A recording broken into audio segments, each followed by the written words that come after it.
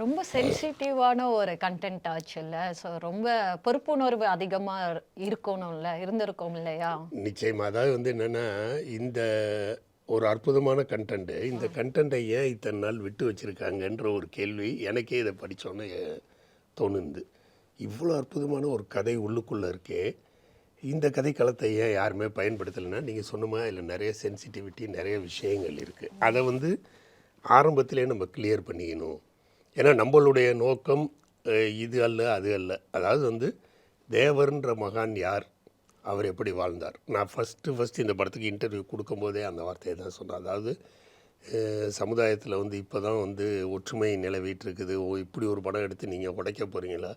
சத்தியமே கிடையாது. இந்த நிலவிட்டிருக்க ஒற்றுமை இந்த படத்தினால அதிகமாகும்.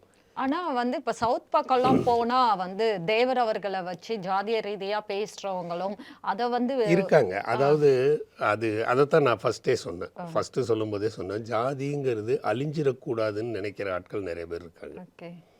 அது ஒரு ஜாதியில ஒரு பற்றுன்னு சொல்றதா, ஒரு வெறின்னு சொல்றதான்னு தெரியல. ஜாதிங்கிறது உடைஞ்சிடக்கூடாதுன்னு. அதற்கு பெரிய காரணம் பார்த்தீங்கன்னா, உங்களுக்கு அரசியல் தான்.